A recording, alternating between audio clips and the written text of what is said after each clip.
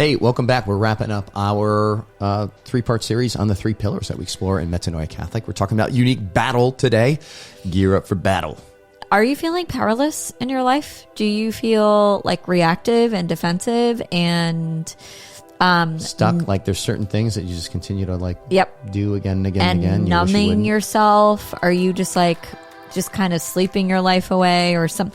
If you're struggling with any of those things, guys, come and join us. We're going to be talking about your unique battle. Yeah, and being better at your unique battle helps you be better at your unique design and your unique mission pillars. So, amen. We'll tell you more. See you in there.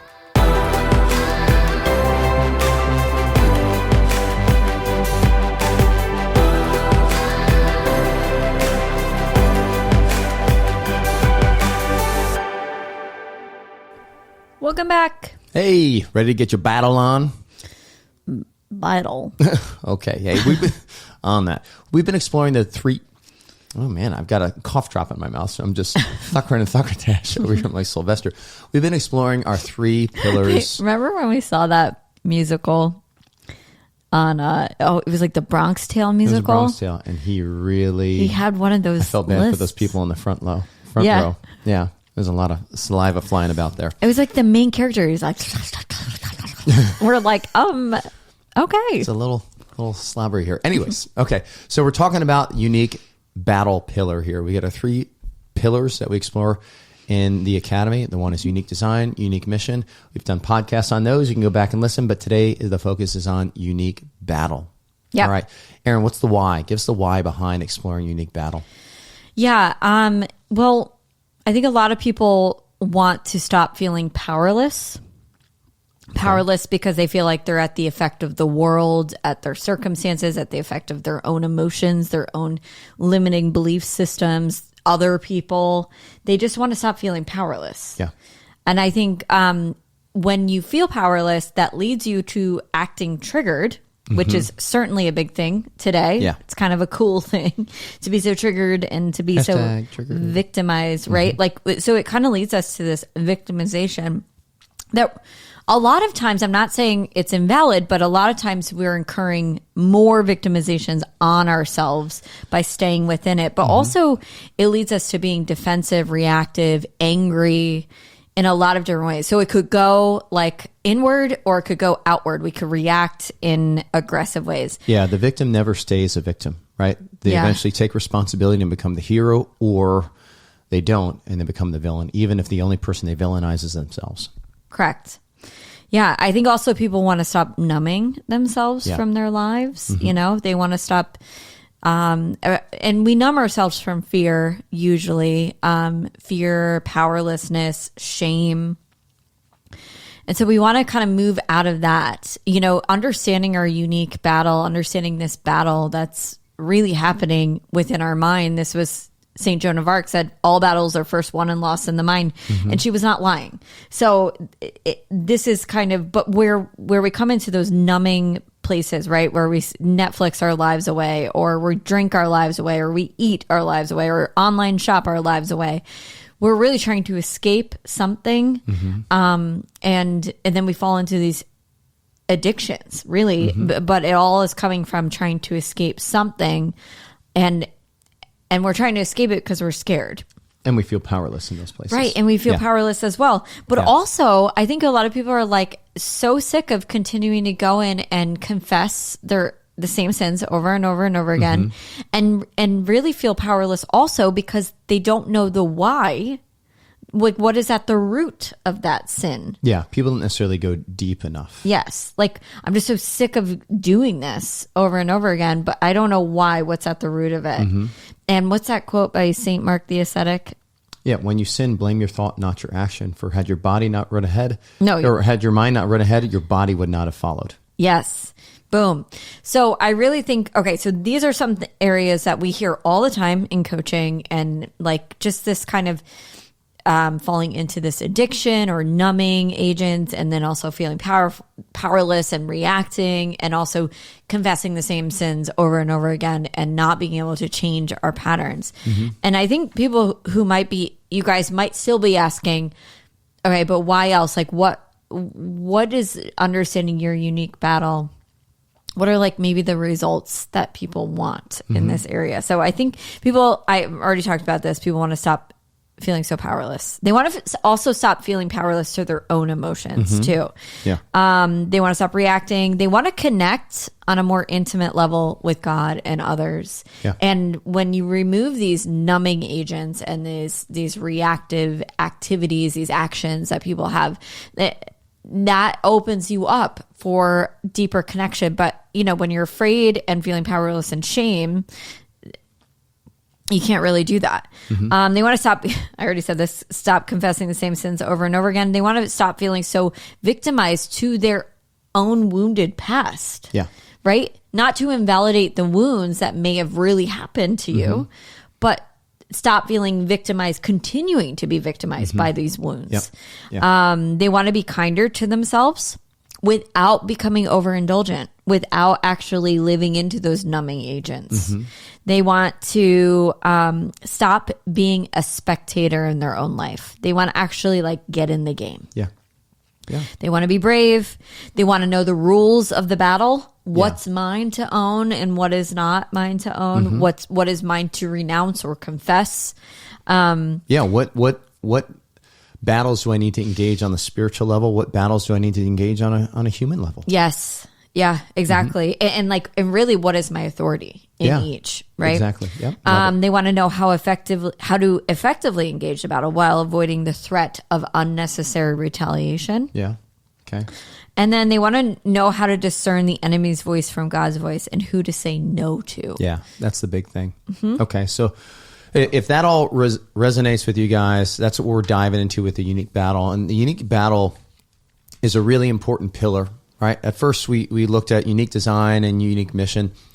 And the struggles to live in your identity here in unique design or in your God-given mission, the struggles are really a result of the reality of living in a world at war, right? There is a battle that's at play. There's a spiritual battle that's at play. There's a battle against our own fallen flesh and our concupiscence and our vice patterns that are there. And we're born into this battle. We're born into it. If there was no battle, it'd be so easy to show up in your unique design, your unique mission. But the reality is that there is a battle. And so if we're not growing aware of where we are arguably making ourselves vulnerable to just attacks and assaults and wounds in this battle, then we're going to continue to fall victim to it. And it's going to compromise our unique design and our ability to carry out our God-given mission. Yep. Cool. All right. So what we're going to go into here are, following the format of the previous podcast, we're going to go into the 5 points of awareness that we explore at the Metanoia Catholic Academy for engaging better your unique battle.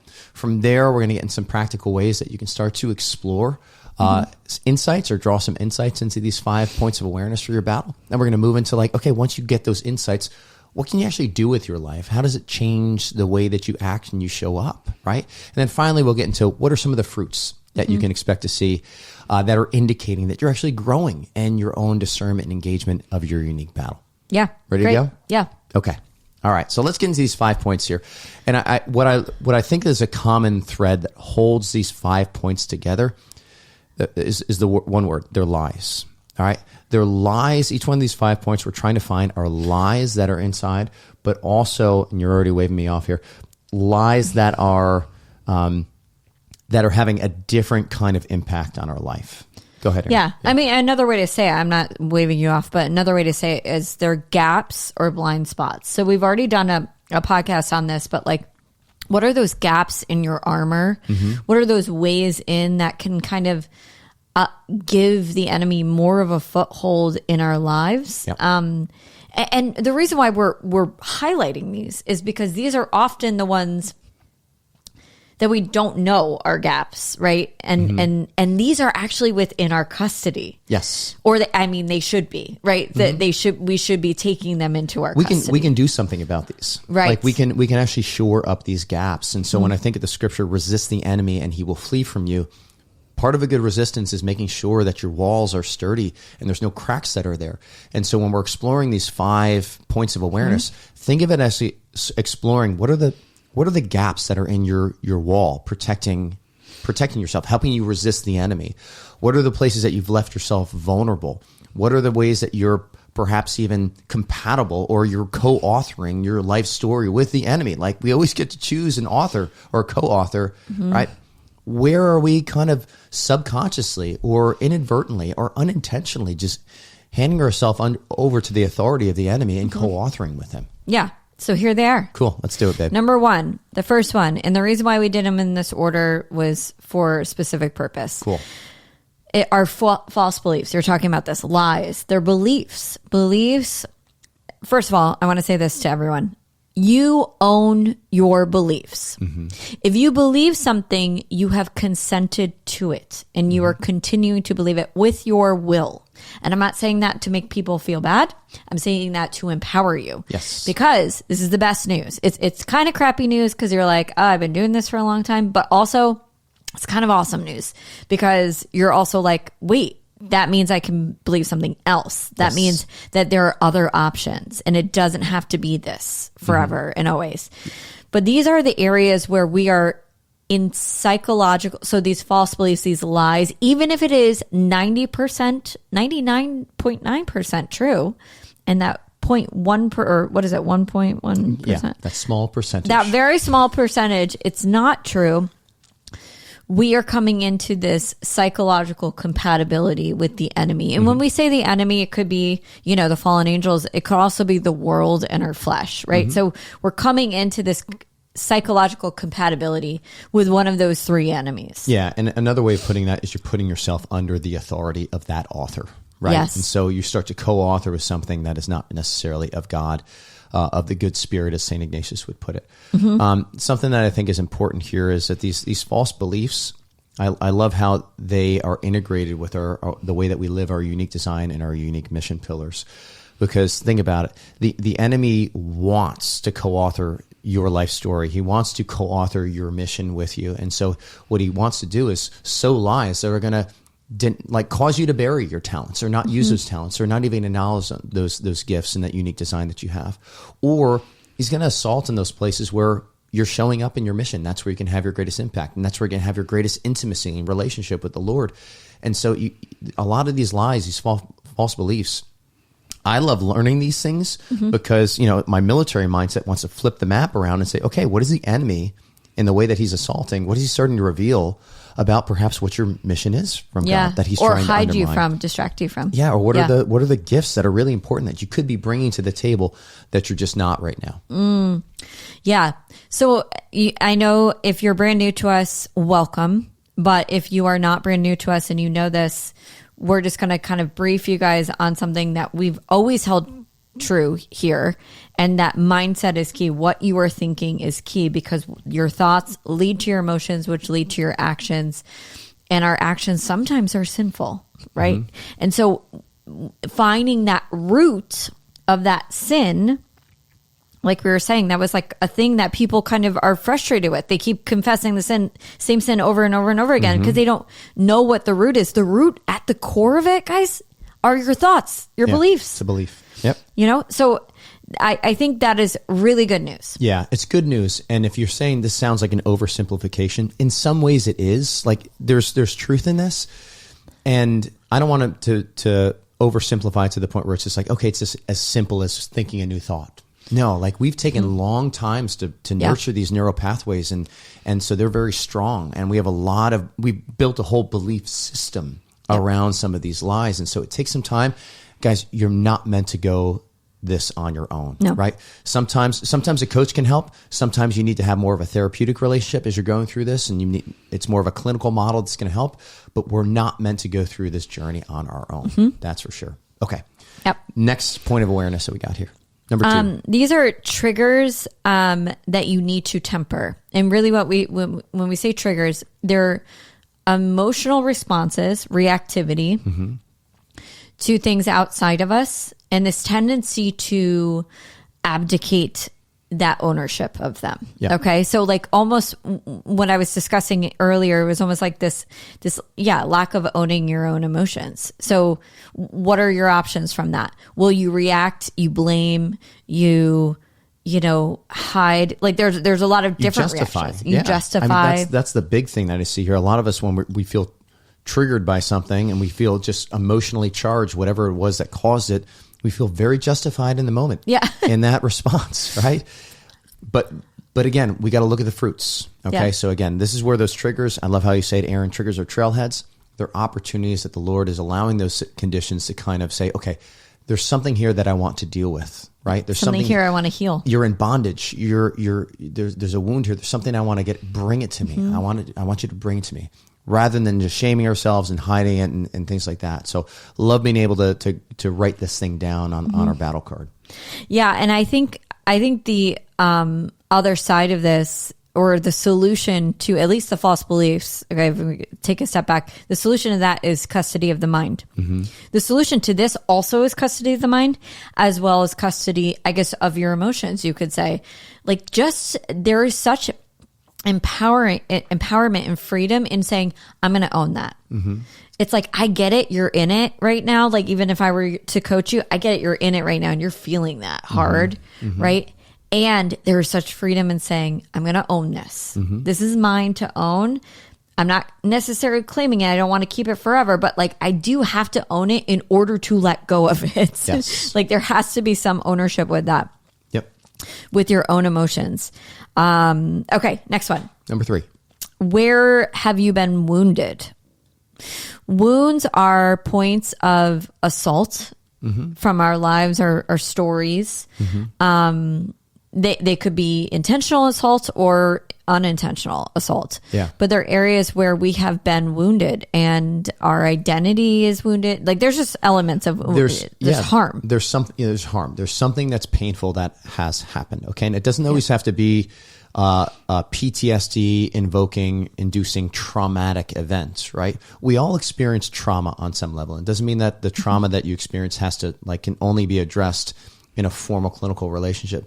Like, any sort of painful encounter that we have, some of these wounds are kind of small, but they're all addressed in some sort of a relationship. And so we want to identify what these things are, because often inadvertently what happens when we don't address these things and we start to experience these false beliefs that come from these places of woundedness, it really can allow that wound to fester. And even if it's something that happened in your past, it's still impacting how you show up in your present. Yeah.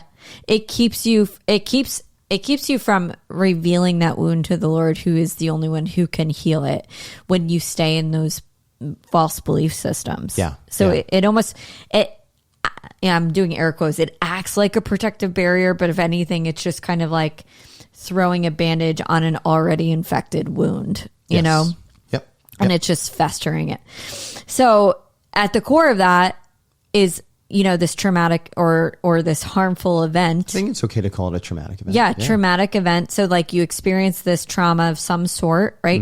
And then what keeps it victimizing you, what keeps it wounding you, is the beliefs around it. Yes. So that is why that's so powerful to know that. This is so important here, you guys, because there's one thing I've realized in our time coaching. People show up, they've got goals, they're working towards something. Like, I'm a coach, I work with somebody that's got a goal to hit that goal, right? And that goal isn't necessarily healing per se, right? I see that's more, if your goal is healing, I see that more reverence in a clinical relationship or a therapeutic relationship.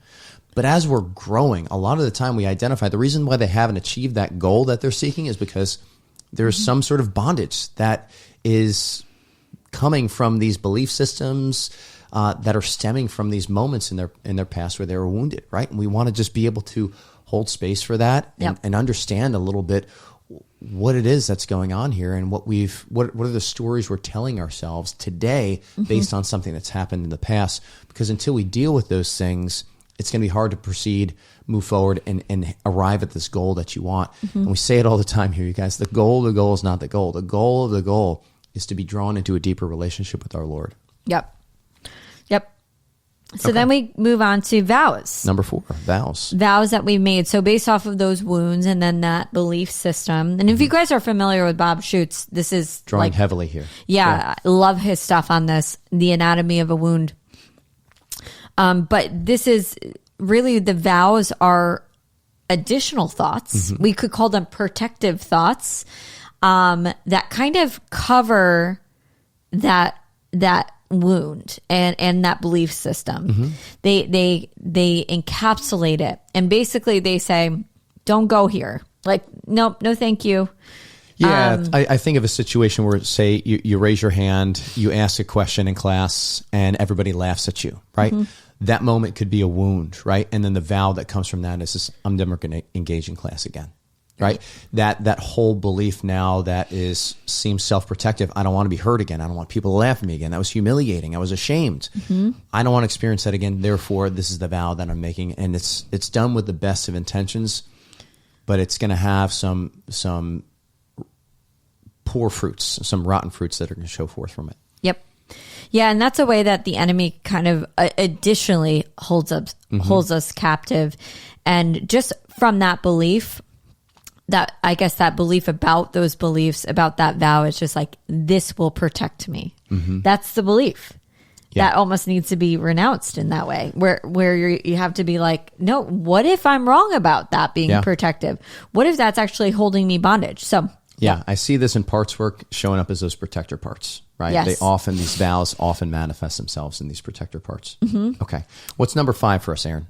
And this is, what is your predominant fault or your habitual sin that you keep going back to? Or like the big vice patterns that you're constantly tripping over.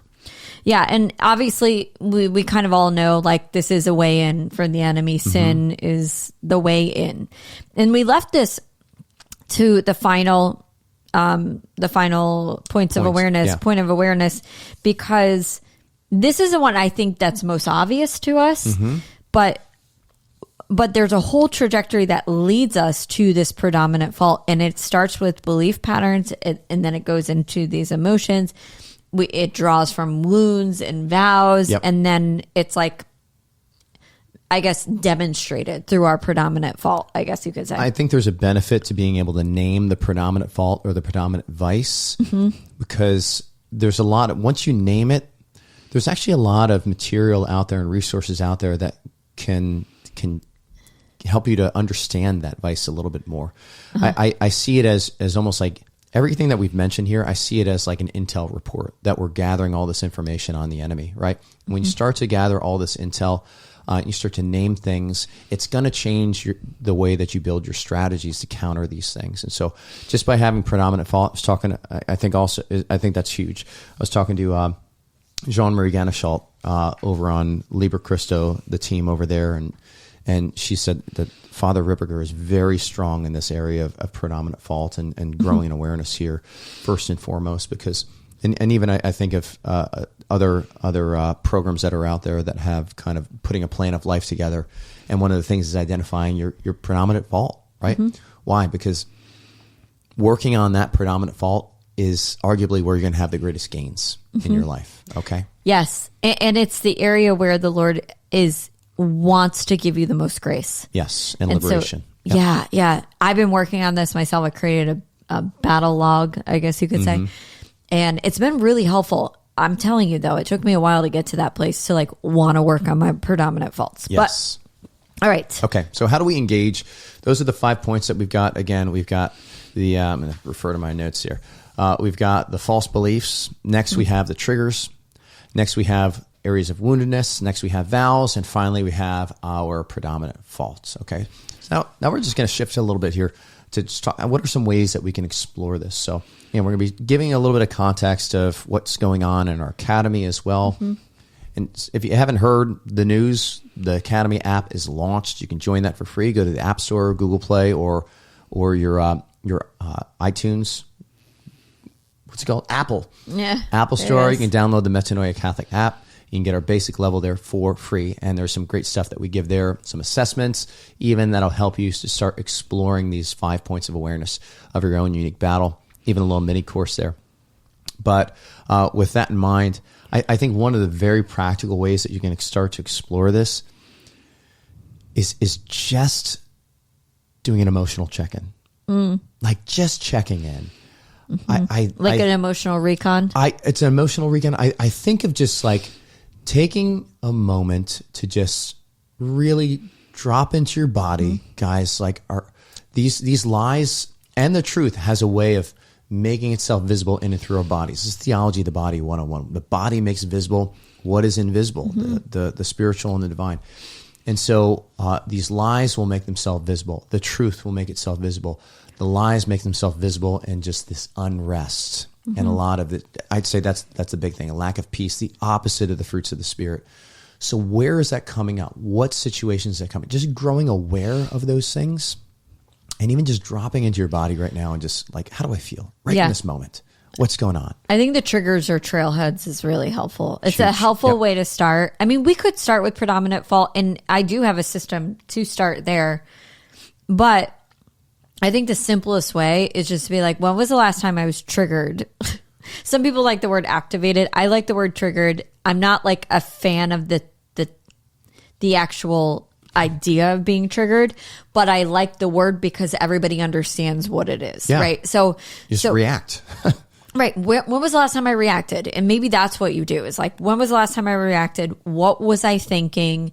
What was I thinking about this person or the situation? Just start to like get it out on paper, because when you put separation between you and it, now you can objectively look at it and start to see, okay, you know, this seems like a truth, or this seems like a 99.9% true belief, but there's like that little bit that feels like there's an unrest there, but also, there's a lack of truth there. Yeah, I think of the work that Dr. Kevin Majors is doing over in Optimal Work. I mean, it's all like kind of a very practical application of CBT, and part of that is just being very mindful of what's going on in your body. I think of even Greg Bottaro, The Mindful Catholic, that book, it's all about just being very conscious of our bodiliness, as it's not something to run away from. It's part of who we are, but just knowing it, sensing it, not navel gazing at it, but just using it as an opportunity to get curious and just being like, okay, what's at play here right now? Yep. Another way, like a really practical way that we do in the academy, is we have these calls, just these battle calls. And really what these calls are is just, it's a reflection of where we've found ourselves in the midst of battle, in the midst of temptation. It's just a guided reflection, be able to go into that, but then also an opportunity to explore that with somebody else. It's great being able to do this in a group. Really, I'd say like a closed group, a trusted group, which is really Academy Plus. It's really a closed group experience that's there, and you start to really bond with one another as you see the humanity of the other people that you're journeying alongside here. Amen. But those battle calls are a super practical way of getting into it. The one-on-one opportunities, guys. It's like, it's not enough just to do these reflections, because here's the thing: when we start to become aware of these 5 points of awareness for our unique battle, sometimes we're not really happy about what we find. And we don't really feel very loved in that space.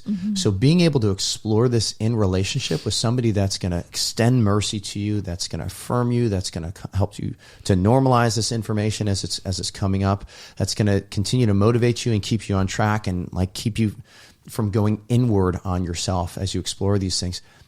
The relationship, that community is so important here to engaging that battle well. Yep. Okay.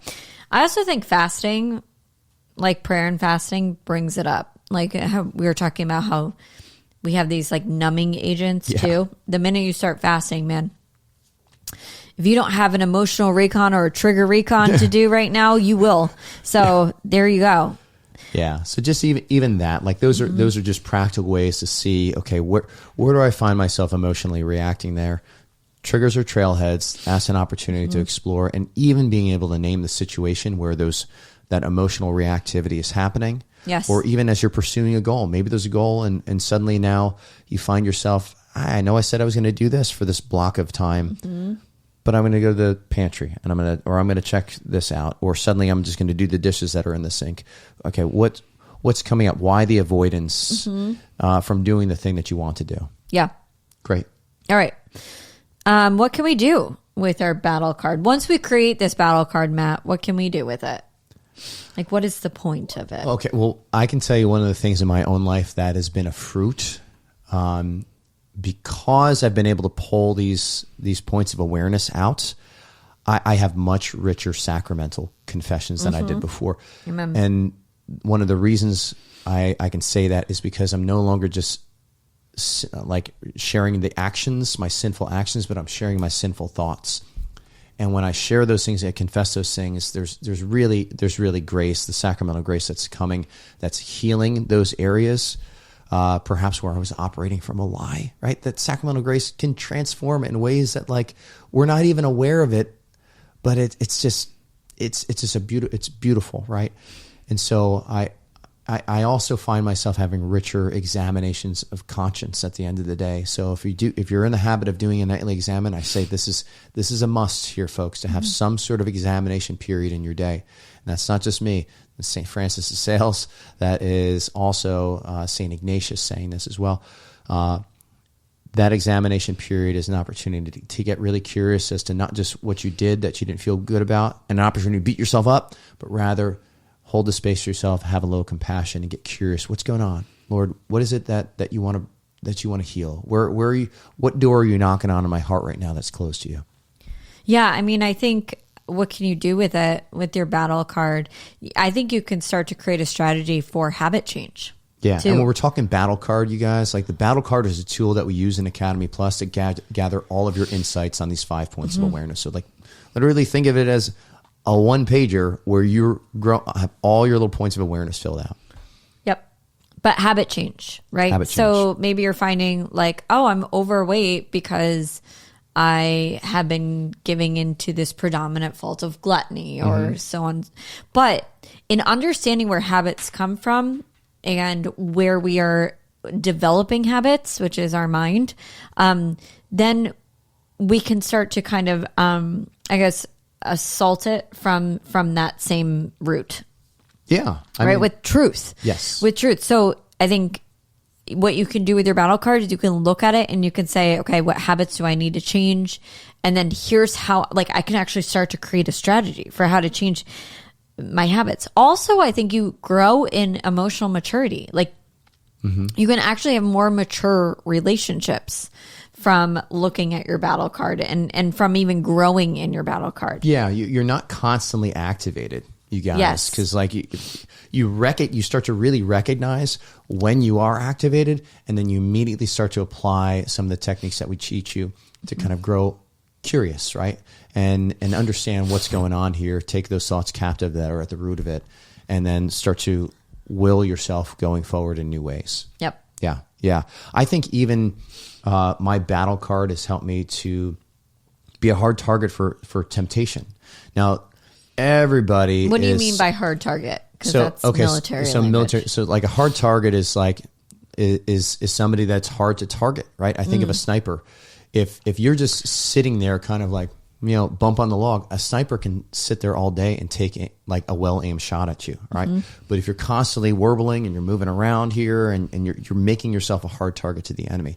And so when you're conscious of the fact that of the way that the enemy has assaulted you in the past, and this is some of the insight you start drawing from your battle card and the ways that he's tempted you, as soon as that temptation starts to shows up, you recognize it for what it is and you gauge it at the point where it's quite weak. frankly, it's the weakest, right? And you just kind of allow, all right, I'm tempted to think about this, but I know that that's a temptation. It's come up in the past. I see you for what you are. I'm just going to allow that train of thought to pass without hopping on board. Or and there's freedom that's there. Or you use plenty of our other strategies that we give you with mindset. Yes. Right. With really how to coach yourself through those situations. Because we can't be there with you all the time, but what we aim to do is teach you strategies to take beyond the academy and use on a daily basis. Yeah, and those are the strategies for like real targeted virtue growth that's here, right? Yeah. And again, it starts with getting to the core of things. But there's this whole term self-deliverance that we hear use. Father Ripper uses it, and really self-deliverance. It seems like I'm delivering myself. No, you're operating within what we mean by growing in the art of self-deliverance is you are engaging your God-given faculties and your God-given authority that God has given to you, and you're using it properly. You're stewarding it well, right? And you're actually taking ownership of what God has given to you. And the effect of that is deliverance. Yes, yes, Is healing and deliverance. yes, too. growth and virtue. Yes. Awesome. So, and I think you could take your battle card and bring it to spiritual direction too with you. It's a great tool. I think you could share it with your spiritual director, because if you come in and you're like, I don't really know what to talk about, then take a look at your battle card. Yeah, guys, we designed these battle cards for all three pillars kind of selfishly. It's like, what would the insights that I would love to have on a client as soon as they showed up, right? If I could look at all these elements of their unique design, their so battle that we card, could coach them more so effectively. that we can coach them more effectively, and we can actually help them develop strategies that are aligned with how God, created them to be. Good. Cool. All right. Finally here, how do we know that we're advancing? How do we know that what are the fruits that are showing up in our life? Erin. Yeah, old vows, lies, and identity beliefs start to lose their strength. They start to lose their... I've always described well-worn neural pathways as a super highway, and those are really hard. But when we start to challenge them and start to reframe them, think of little detours that come off of that highway. Let's just say even that highway is shut down for a day. And then there's little detours that come off of it. Now we're starting to create other neuro pathways off of that well-worn neural pathway, that really busy highway. Yes. And so they start to lose their strength. Yeah, the intensity, right? The Yes. emotional intensity that they Yes. bring about. It's just, and with that, guys, comes more freedom, more agency. And it's like, what will you do with that freedom? Choose now. It's like, now that you feel a little bit freer from some of the old beliefs, start choosing some of the new beliefs. Yes. Think on these things, as St. Paul says, Philippians 4:8. I have found after, even in our journal, so our journal is kind of designed to go through this whole like interior battle as well. But after I've kind of looked at the thought in a different way and then repented, renounced, forgiven, it's like now I'm open to receiving God's truth in my life. Like I couldn't do that before. Now I am. Yes, it really reframes even the way that you see your story. And this Yes. is another piece that I think is a fruit that comes forth. And it's no longer a story of this is what happened to me, but rather this is a story about what God is doing in my life. Even in the painful parts of it, God is with me. This is what God is doing in my life. This is where that painful part, I even can rejoice in it in some ways, because Yeah. I grew more intimate. I grew closer to the Lord in the process. And that is the ultimate goal. That's the beatific vision here, folks. And you're getting a foretaste of it here on earth. Well, I mean, it's rejoicing in the persecution. Yes, This is like, I rejoice in my Yeah. suffering. Yeah. Yeah, that is really what happens. That's one of, interestingly enough, that is one of. I mean, think about us, Matt. Think about me 5 years ago, before I started doing this stuff. Like imagine, like, do you remember how many things triggered me? Erin had to sleep all the time. Like but that's even like on a really, you spent a lot of time sleeping. Yeah, I was trying to escape from my life. I think Yeah. I loved you, but I just was kind of sad. I think. But you triggered me. Yeah. I loved you, but you triggered me. Okay, so you start to catch the temptations at their source. This is another one. Yeah. I love this one, and we kind of spoke on that too. You start to catch them when they're little. Yep. When they're little temptations, and they haven't, like, I don't know, turned into a massive. I'm thinking of those cartoons where it just like starts with a snowball and it turns into a massive boulder yes. at the end of it. So you catch them at their source. You're Yeah. like, I know that thought. And with that, you start to see actual growth in virtue, right? Yeah. And so as you start to habituate yourself to say no to these temptations, that starts to cultivate virtue in you, to say yes to the things that are truly good. Yeah. And virtue is something that's observable. I can't necessarily measure it on a scale, but it's certainly something that's observable. But I mean, this entire system demands virtue. Like, it demands Yeah. virtue of like custody of the senses, custody of the mind, but also charity. And like, I mean, it demands all the virtues to even just start Yep. this process. Yep. So to be open to even receiving them right at the very beginning. You can start to see suffering as a gift. Holy moly, I never thought I'd get here. But I've started, and we're not completely there yet, but I've started to be like, oh, like if I'm actually, like even last week, I had an ear infection, the first ear infection I've had in 30 years. And I could, for once, see it as being like, oh, I could just like, I'm not going to waste this. I'm not going to waste this suffering. Lord, who do you want me to pray for? You know, So you start to see everything in this lens of like God's redemption. I don't know, that's what looking at the battle does for me personally. Yeah. And I think that the final thing here is, one of the final things is like, you start to have, I've noticed this in myself, you start to have a heightened sensitivity to things that are not holy. So as you go down and because of that, don't be surprised when you start making environmental changes for your life. And those environmental changes might look like, all right, I'm no longer listening to this type of music, or I'm no longer watching these shows, or I'm no longer drinking every day of the week. I'm no longer following this channel on YouTube. I'm no longer engaging with this group of people, even in some cases. You just start to become very sensitive to those assaults on your peace, and you start to see the good that it is, something that's worth battling for, something that's worth sacrificing for, something that's worth preserving. And that type of transformation is coming through a real infusion of grace. Like there's that's you start to operate as somebody that is truly set apart. I'm going to add a couple more. Do it. Your confessions start to change. I thought I shared that one. Well, you have better confessions. Okay. But as a result of this, your confessions start to change. Tell me more. And you stop confessing the same sins over and over again. Like, because you're attacking the thing at the core. There's actually deliverance that's taking place. That is a fruit of this. Like you start to see different confessions, and you start to go more internal with your confessions. Like you start confessing thoughts and other things. I think you also start to feel more empowered in knowing what is yours and what is not yours, like what you need to surrender, and then what you need to take ownership. I love that. Yep. I think, and those boundaries become very clear, I think, like way more than they have ever been. Yep. And so the fruit is not powerlessness. If anything, you're more empowered. You have more knowledge of okay, what are the boundaries here? Yeah. Love it. Yeah. Cool. And you start to become emotionally mature. I love that. Thank you. That was like on the tip of my tongue, but you're the emotions person here. Okay. So that's it for Unique Battle, you guys. And it wraps up kind of our discussion that we've had on the 3 pillars. So what are we going to talk about next?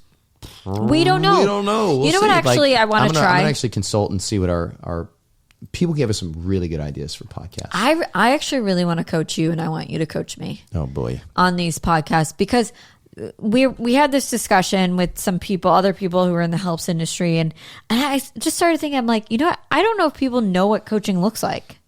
Okay. And so maybe we do a couple episodes like that. I don't know. It's an election year. You'll have plenty of new stuff to coach me on. Yes, there you go. I think it was the last time we coached each other was an election year, officially. Year. Oh, goodness. Has it been that long? No, we did some coaching. But if you guys like that idea, go ahead and write it in the chat. If you are not following us on YouTube, please do that. That would be great. Cool. Go ahead and subscribe to our channel, Metanoia Catholic, and write in what you want to hear more of, because we are happy to answer those requests. Yeah, we'd love to see you guys in the Academy here as well. Again, we're going to throw the link down below this where you can just click in. You don't necessarily have to. If you're on your phone, you can download the app. If you're on your computer, you can just it'll take you to a page where you can just join the Academy for free. There's some great resources that are in there to just scratch the surface and start your exploration on your unique battle, and you'll get some quick wins in the process. But the beautiful thing is you become a part of the community. And guys, the community, those relationships, it's like stepping into a current, a growth-minded Catholic current that has momentum, and it starts to carry you. And if you want to step further into that community, we have some other levels, our core level and also our Academy Plus, that will be great fits for you as well. So we hope to see you in there and work with you more. Amen. Cool. All right, team. See you later. See you next time. Hey, thanks for sticking with us in the Catholic Coaching Podcast. If you like what you heard, please like and subscribe, and we'll see you again.